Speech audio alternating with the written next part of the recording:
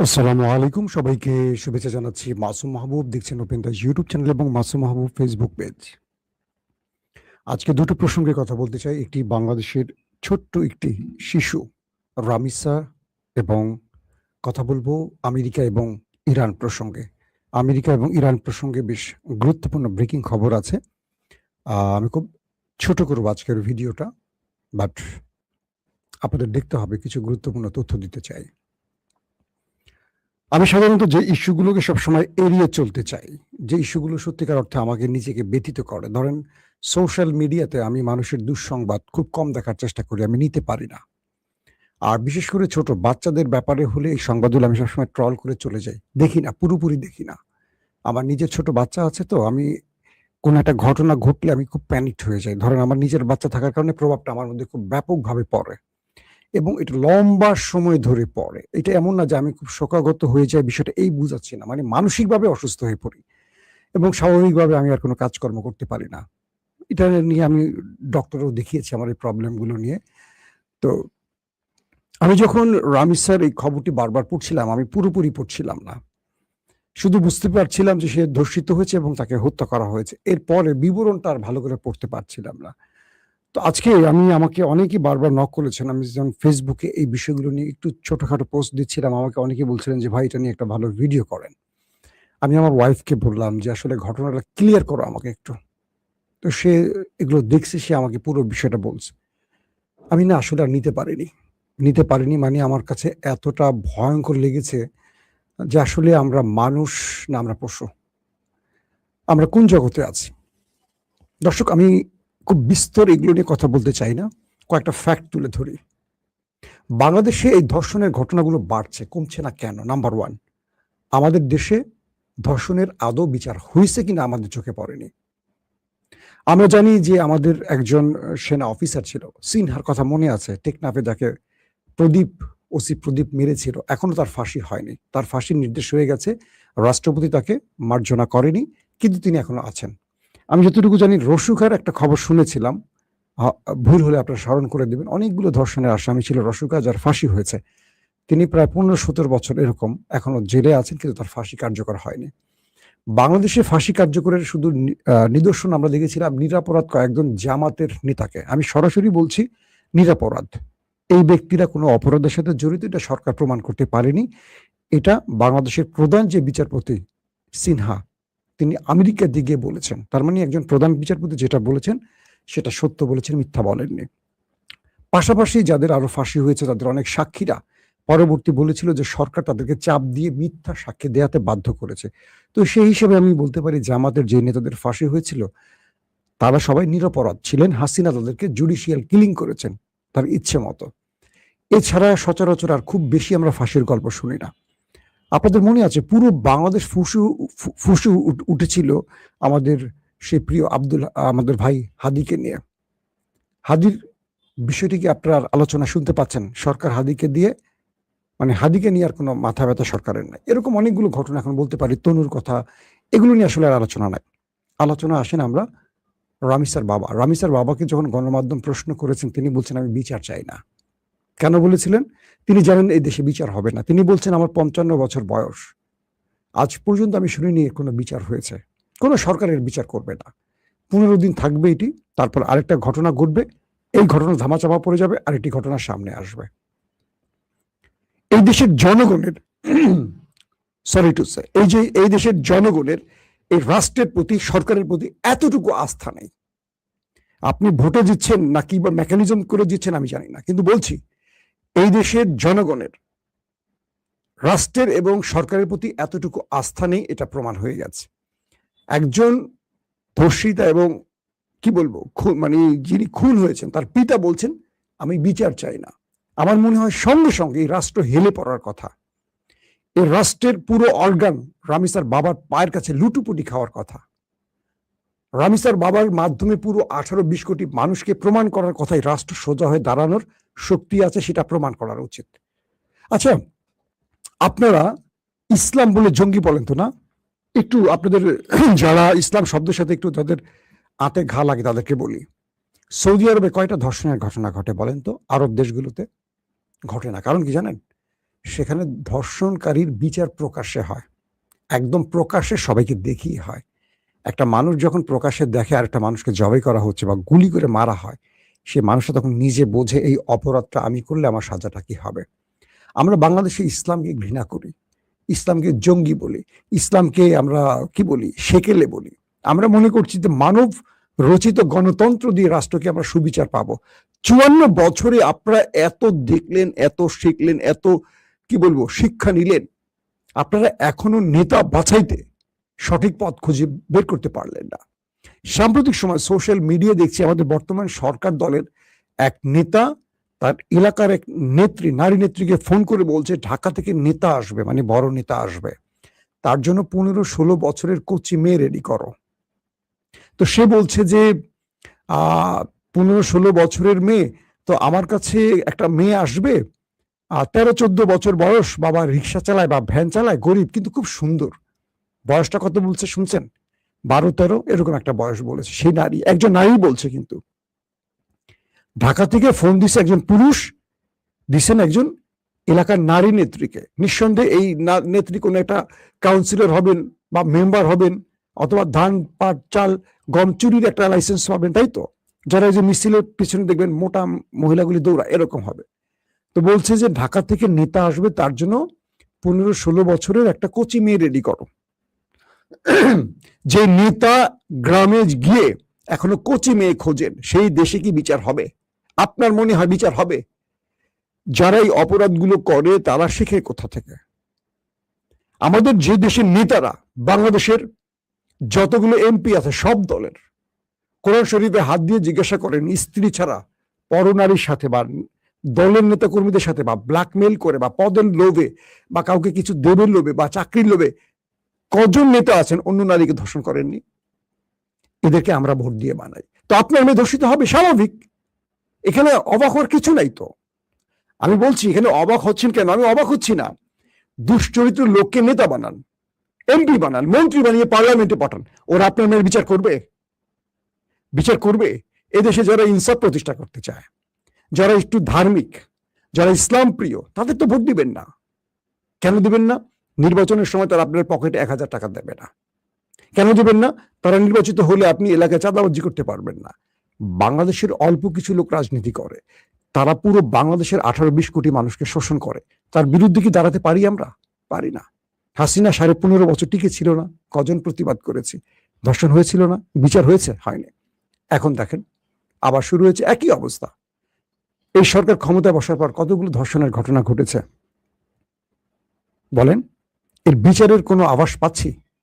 আমাদের এখন একটি মাথায় রাখতে হবে, সারা জীবন ক্ষমতায় থাকার জন্য সংবিধানকে কিভাবে কাটছাট করা যায়, কতটুকু মানা যায়। যে দলটি বিরোধী দলে থাকার সময় সংবিধান পুরোপুরি পারলে ছুঁড়ে ফেলে দেয়, বেগম জিয়া বলেছেন, তারা ক্ষমতা আসার পর সংবিধানে হাত দিতে চান না, কারণ এইভাবে তারা টিকে থাকতে চান হাসিনা যেভাবে টিকে ছিল। লজ্জা লাগে এই বিএনপিকে আমি অন করতাম। আবারও বলছি, আমার বিএনপি ভাইরা দেখবেন এই ভিডিওটি, আমার ঘরে মেয়ে আছে, ছেলে আছে। আমি শুধু রামিসার কথা বলছি না, ঢাকার বনশ্রীর একটি হাফিজি মাদ্রাসা, আল কোরআন কি নাম জানি, একটি বাচ্চাকে বলাৎকার করে হত্যা করে বাথরুমে ঝুলিয়ে রাখা হয়েছে, তার পেছনে পায়ুপথে বিশেষ কিছু দাগ পাওয়া গেছে। একজন আলেম এই কাজটি করেছেন, যাকে সে কোরআন শিক্ষার জন্য বাচ্চাকে তার মা বাবা দিয়ে আসছে। এই যে এটার জন্য আমাদের পলিটিশিয়ানরা দায়ী শুধু সেটা বলবো না, আমাদের সমাজ ভেঙে পড়েছে, প্রতিটা রন্ধে রন্ধে আমাদের পাপ ছড়িয়ে পড়েছে। আমাদের মেয়েগুলো এখন উল্লাপনায় মেতে উঠছে, ফেসবুক টিকটকে ছোট ছোট বাচ্চা মেয়েদের যাদের সামান্য একটু বুক উঠেছে, তাদের মারা তাদেরকে দিয়ে ভিডিও বানাচ্ছে কিছু পয়সা আয় করার জন্য। আমরা দেখছি, আমরা দেখে মনে করছি ছোট ছোট বাচ্চা মেয়েগুলির এই অবস্থা দেখে আমাদের মধ্যে রোগের দৃশ্য তৈরি হচ্ছে। কে করছে? মা, কিছু পয়সার জন্য লোভে পড়ে করছে, বিক্রি করছে তার মেয়েটাকে। হয়তো সেই মেয়েটা ধর্ষিত হচ্ছে না, আরেকটা মেয়ে হচ্ছে, তাই তো? আমাদের মেয়েগুলো আস্তে আস্তে আমাদের নাটক সিনেমা থেকে আমাদের সভ্যতা মানে কি বলবো সৌন্দর্য প্রকাশের জন্য এখন শরীর উন্মোচন করার যে অবস্থাটা, আমাদের একটা নায়িকার গায়ে ওড়না থাকে না। আমাদের সিনেমাগুলোতে কি রোগের দৃশ্য, এই যে দৃশ্যগুলো দেখে একটা পুরুষ কি করে, সেখানে ঢুকে যাচ্ছে, তার মানে কন্ট্রোল হারায় ফেলছে। প্রতিটা পয়েন্টে পয়েন্টে মাদক ছড়িয়ে পড়ছে। মাদকগুলি এক একটা মাদক মানুষের মধ্যে যৌন স্প্রিয়া কয়েক গুণ বাড়িয়ে দিচ্ছে। এই মাদকগুলো খেয়ে কি হচ্ছে, ঘটনা যে ঘটলো, তার স্ত্রী ধর্ষককে এই মেয়েটাকে এনে দেয়, স্বামী স্ত্রী মিলে তাকে হত্যা করে। এর চেয়ে ভয়াবহ ঘটনা হতে পারে? স্বামীকে স্ত্রী সহযোগিতা করছে এই কাজের জন্য, মানে মানা যায়? বলেন। এখন ধরেন এই লোকটা যে কাজগুলো করেছে, এই লোকটা নিজে স্বীকার করেছে, তার স্ত্রী স্বীকার করেছে, আর কোনো বিচারের প্রয়োজন আছে লং টাইম? 7 দিনের মধ্যে এই বিচারটা করা যায় না? আমাদের খলিফারা, যারা আমাদের কি বলবো, খোলাফায়ে রাশিদিন বা তারপরের যে প্রজন্মগুলো, তারা একটা বিচারের জন্য 10 বছর ওয়েট করছে, 20 বছর ওয়েট করছে। 1 দিন, 2 দিন, 3 দিনে বিচার শেষ হয়ে গেছে, একদিনও বিচার শেষ হয়ে গেছে। যেখানে সাক্ষী বা অপরাধী নিজে স্বীকার করছে, হ্যাঁ আমি কাজটা করেছি, তাকে আদালতে নিয়ে লম্বা টাইম, নিম্ন আদালত, হাইকোর্ট, সুপ্রিম কোর্ট, তারপর এটাকে পেন্ডিং করে ফেলে রাখো আরো 20টা বছর, দরকার কি? এটাকে 7 দিনে বিচার করা যায় না? এই লোকটার কনফার্ম হওয়ার পর আমাদের আদালত, নিম্ন আদালত যখন প্রমাণ হয়ে গেছে যে সে অপরাধী, সে খুন করেছে, ধর্ষণ করেছে, তাকে শাহবাগের মোড়ে বা বাইতুল মোকাররমের সামনে এনে শিরোচ্ছেদ যদি প্রকাশ্যে করা হয়, এই দৃশ্যটা সকল টেলিভিশনে যদি দেখানো হয়, বাকিরা সাহস করবে সহজে যে বাংলাদেশে একটা নতুন রেওয়াজ তৈরি হলো যে এখন ধর্ষিতাকে কি বলে, ধর্ষণকারীকে বা হত্যাকারীকে এভাবে হত্যা করা হবে। এটা কমবে না? আপনারা ইসলামকে ঘৃণা করেন, কিন্তু দিন শেষে ইসলামের কাছেই যান। যে বিচার ইসলাম করতে পারে সেই বিচার আমাদের এই গণতন্ত্র করতে পারে না। কিন্তু ইসলামকে ঘৃণা করলে এই সমাজ ব্যবস্থা আরো ভেঙে পড়বে। লিখে রাখেন, আল্লাহ আপনাদেরকে সেই জিনিসগুলো দেখাচ্ছে যে তোমরা ইসলামকে ঘৃণা করো। তোমরা এমন নেতাকে বাছাই করো যে মন্ত্রী হচ্ছে, এমপি হচ্ছে, সে হাজারটা মানুষকে রেপ করে কিন্তু মন্ত্রী এমপি হয়, জানেন? একটার ক্যারেক্টার ঠিক নাই। ইলিয়াস সেদিন আমাকে বলতেছে যে ভাই, হানি ট্র্যাপ নিয়ে একটা ভিডিও করতে গেছি, দেখি যে বহু নেতা আছে ফেসে আছে তার ভেতরে। বর্তমান সরকার, আমি আওয়ামী লীগ এটা বাদই দিলাম, সে তো এখন ক্ষমতায় নেই, বর্তমান সরকারের বড় বড় নেতারা যারা এখন বড় বড় কথা বলছেন, যারা এই বিচারগুলো করবেন, তারা নিজেরই তো ফেসে আছে বিভিন্ন রকম নারী ঘটিত কেলেঙ্কারিতে, হানি ট্র্যাপে। এদের কাছে বিচার চান? এরা বিচার করবে? যিনি নিজে একটা নেত্রীকে বলেন, এই আমার জন্য মেয়ে রেডি করো, আমি আসতেছি, সেই লোক নিজে তো একটা শিশুকে রেপ করলো। 14-15 বছরের মেয়ে কি শিশু নয়, কিশোরী নয়? সে বিচার করবে? তো সে জানে না আমি যদি এটা বিচার করি কালকে তো আমারই ফাঁসি হবে। আপনারা সমাজ পাল্টাচ্ছেন না, দেশ পাল্টাচ্ছেন না, দেশ সংস্কার করতে দিচ্ছেন না। সংবিধান বলে 72-এর সংবিধান রেখে দিবেন, যাতে করে অবৈধভাবে আবার টিকে থাকতে পারেন। আবার যখন আওয়ামী লীগ কখনো ক্ষমতায় আসবে, এই বিএনপি সংবিধান পরিবর্তনের জন্য আবার দাবি তুলবে, কিন্তু নিজেরা পরিবর্তন করবে না। এই দেশের কাছ থেকে কি চান? আমি এখন গুপ্ত হয়ে যাব? যারা আমাকে এখন গুপ্ত বলবেন, তার বোন রেপ হলে বোধহয় বিষয়টা সমাধান হয়ে যাবে। তারা বুঝবেন তার মা, তার সন্তান বা তার বোন কথাগুলো সত্য না মিথ্যা বলছে। চিন্তা করেন, এই কাজগুলি কি বিএনপির কেউ করেছে? বিএনপির কেউ করেনি, জামাত করছে না, আওয়ামী লীগ করেনি, একজন ব্যক্তি করেছে। কিন্তু ব্যক্তির দায়টা এখন বিএনপির ঘাড়ে চাপছে না। কেন চাপছে? কারণ বিএনপি এখন ক্ষমতা আছে, বিচারটা করে দেখা। আশা করি বিএনপি হয়তো বিচার করবে, হয়তো বা করবেই না, হয়তো এই কয়েকদিন আলোচনায় থাকবে, হাদির মতো আলোচনায় থাকবে, মানুষ ভুলে যাবে আরেকটা ঘটনা, এইটার আর কিছুই হবে না। তাই তো হবে। রামিসার বাবা যেটা বলল, খুব দুঃখের সাথে বলতে হচ্ছে, খুব দুঃখের সাথে বলতে হচ্ছে, এই দেশটা পরিবর্তন হচ্ছে না আমাদের জন্য। আমরা জনগণ সবসময় নষ্ট লোকগুলোকে নেতা বানাই, চোর, বাটপার, মিথ্যাবাদীদেরকে সংসদে পাঠাই। আপনি জনগণ, আমি আবারও বলছি, আপনি জনগণ যতদিন এই লুটপাটকারী, চাঁদাবাজ, দস্যু, ঋণ খেলাপি, চরিত্রহীন, লম্পট লোকগুলোকে নেতা বানাবেন, আপনার মেয়ে, আপনার সন্তান, আপনার মা, আপনার বোন কেউ নিরাপদ থাকবে না।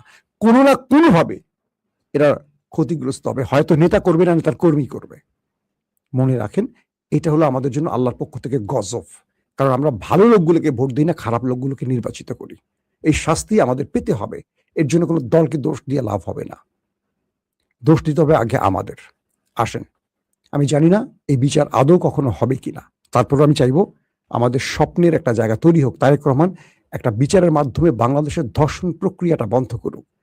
তিনি একটা লম্বা টাইম না, মাত্র 15 দিন বা 7 দিনের মধ্যে যেহেতু সব ক্লিয়ার, এটাকে যেন আর লম্বা সময় না ঝোলায়।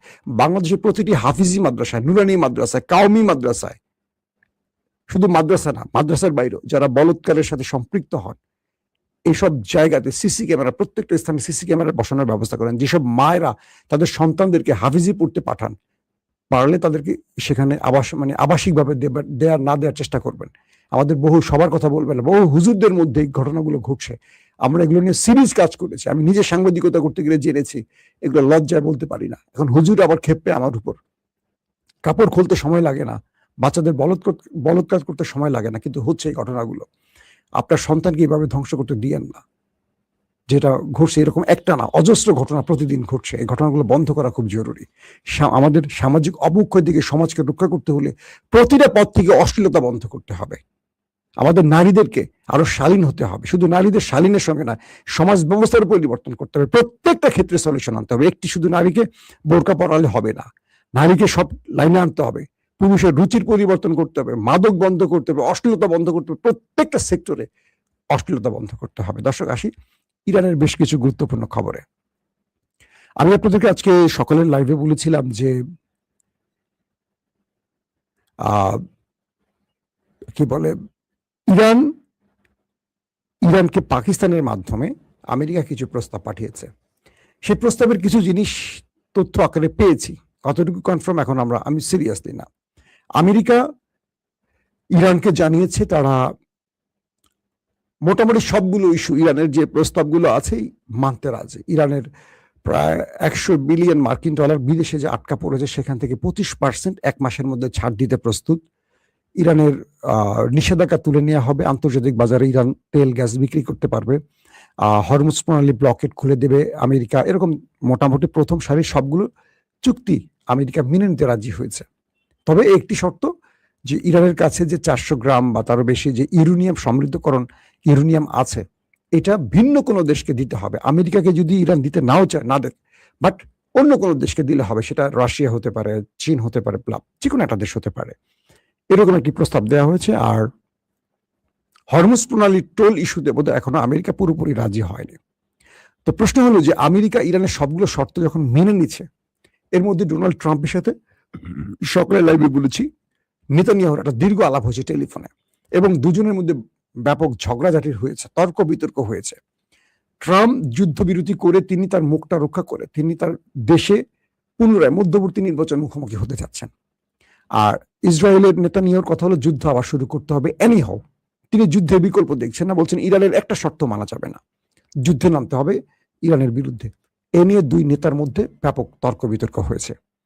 বোঝা যাচ্ছে যে ইসরায়েল আমেরিকাকে কন্ট্রোল করছে, আমেরিকা ইসরায়েলকে নয়। বিষয়টা এরকম হয়ে গেছে, এবং লেবানন সহ সব ফ্রন্টের যুদ্ধ বন্ধ হবে, এই বিষয়গুলো আমেরিকা মেনে নিয়েছে, ইরানের শর্তগুলো। তো দুজনের কথার পর ইসরায়েলের প্রধানমন্ত্রী নেতানিয়াহু আমেরিকাকে বলছে যে ইরানের কোনো শর্ত মানা যাবে না, যুদ্ধে নামতে হবে। হঠাৎ করে দেখলাম ইরানের মধ্যে এয়ার স্পেস বন্ধ করে দেওয়া হয়েছে, আকাশ বিমান চলাচল বন্ধ, এবং আমেরিকার ইরানের মধ্যে জরুরি কিছু মিসাইল আপলোডের কাজ শুরু হয়ে গেছে। মানে ইরান একটা যুদ্ধের প্রস্তুতি নিচ্ছে, যাতে করে অন্য দেশের বিমান হঠাৎ করে ঢুকতে না পারে, সেজন্য আকাশ ব্যবস্থা বন্ধ করা হচ্ছে। সবকিছু জরুরি অবস্থা যেটা হয় যুদ্ধের মধ্যে, প্রতিটি জায়গায় একটা রেড অ্যালার্ট জারির মতো ঘটনা ঘটছে ইরানের মধ্যে। কয়েকটি সূত্র বলছে যে ইরানের কাছে তথ্য আছে যে কোনো সময় আমেরিকা ইসরায়েল আক্রমণ করতে পারে। প্রশ্ন হতে পারে যে যেখানে দুটো দেশের মধ্যে যুদ্ধবিরতির পর শর্ত মানামানির একটা আলোচনা চলছে, হঠাৎ করে সেখানে ইরানের এই রণপ্রস্তুতি বা ইরানের কাছে তথ্য কি করে এলো যে তারা যে কোনো সময় একটা আক্রমণ করতে পারে? তার মানে হলো আমেরিকার ব্যাপারে ইরান যে কথাটা বারবার বলছে যে আমরা ওদেরকে বিশ্বাস করতে পারছি না, ওরা আমাদের সাথে আলোচনা টেবিলে থাকতে আমাদের উপর আক্রমণ করছে বারবারই। দুবার আক্রমণ হয়েছে, দুবারই আলোচনা টেবিলে থাকা অবস্থায় হয়েছে। তো এখন যদি আল্লাহ না করুক আবারও ইরান একটা আক্রমণ করে বসে, এটি হবে ইতিহাসের একটি নির্লজ্জ ঘটনা। কারণ আমেরিকার যে প্রস্তাবগুলো পাঠিয়েছে ইরানকে, ইরান সেগুলো এখন মূল্যায়ন করে নিজেরা একটা প্রস্তাব আমেরিকাকে পাঠাবে। এবং আমেরিকা, আমি যে কথাগুলো বললাম, এখন পর্যন্ত কোনো খবরে আপনারা দেখেননি যে আমেরিকা কি কি বিষয়ে রাজি হয়েছে। আমি মধ্যপ্রাচ্যের কিছু আউটলেট থেকে, মানে কিছু সেই সোর্সগুলি না দেই, আমি তথ্যগুলো কালেক্ট করার চেষ্টা করেছি, পেয়েছি। হয়তো বা পরবর্তী আপনারা জানবেন যে খবরগুলো আরো ফ্ল্যাশ হয়ে গেছে, যেগুলো আমি এখন বলছি। আজকে পান বা কালকে পেতে পারেন, বা আজকে গভীর রাতে পেতে পারেন। তো ইসরায়েলের ইচ্ছায় যদি ডোনাল্ড ট্রাম্প আবার যুদ্ধে জড়িয়ে পড়ে, এটা খুব ভয়াবহ আকার হবে। কারণ ইরান বলে দিয়েছে এবার আমার উপর আক্রমণ করলে আমি দুটো কাজ করব। এক, আমি নিউক্লিয়ার অস্ত্র বানাবো, আর আটকাতে পারবে না। দুই, ইরান বলছে আমি গালফকে আর রাখবো না, পুরো গালফ মুছে ফেলবো, এবং আরব আমিরাতকে উটের জগতে, মানে কি বলবো, সেই সাহাবিদের যুগে পাঠায় দিবে, যখন আর কোনো প্রযুক্তি ছিল না। পুরো আরব আমিরাতকে মিশিয়ে ফেলবে, এবং আরব আমিরাতকে দখল করার ঘোষণা দিয়েছে ইরান। তার মানে এই যুদ্ধটা বৃহৎ আকারে হবে। এবং আরো যে তথ্য পাওয়া গেছে, ইরান প্রথমে ধীরে ধীরে অ্যাটাক করেছে, প্রতিদিন সীমিত আকারে অ্যাটাক করে শত্রুকে দমন করেছে। এবার ইরান চাচ্ছে ঝটিকা বেগে একদিনে কয়েক শত মিসাইল ছুড়বে, মানে ম্যাসিভ আকারে একটা কি বলবো ধ্বংসলীলা চালাবে। এবার ইরানের পরিকল্পনা ভিন্ন, কারণ ইরান প্রচুর পরিমাণ মিসাইল তৈরি করেছে, স্টোরেজ করে রেখেছে এবং ভয়াবহ মিসাইল তৈরি করেছে, ড্রোন তৈরি করেছে। তো বলা হচ্ছে এবার যুদ্ধটা পূর্বের চেয়ে অনেক ভয়াবহ হবে, যেটা পৃথিবীকে এক অনিষ্টের দিকে নিয়ে যাবে। দর্শক, এই টেনশনগুলো আমাদেরকে আরো ভাবিয়ে তুলছে। আমরা বারবারই বলছি আমরা যুদ্ধের পক্ষে না, আমরা শান্তির পক্ষে। আমরা চাই এগুলো বন্ধ হোক, কিন্তু ট্রাম্পকে ইসরায়েল কোনোভাবেই সেই পথে হাঁটতে দিচ্ছে না, আবারও তাকে যুদ্ধে নামাবার চেষ্টা করছে। আমরা চাই ট্রাম্প তার নিজের সিদ্ধান্তে বা আমেরিকার সিদ্ধান্তে তিনি যুদ্ধ থেকে ফিরে আসুন, ওই দেশটির প্ররোচনায় তিনি আর কোনো ভয়াবহ পরিস্থিতি তৈরি না করুন। আল্লাহ হাফেজ। ওপেন দাইস মানে সত্যকে সত্য বলা, মিথ্যেকে মিথ্যে বলা। আমরা শোনা কথা নয়, চোখে যা দেখি তাই বলি।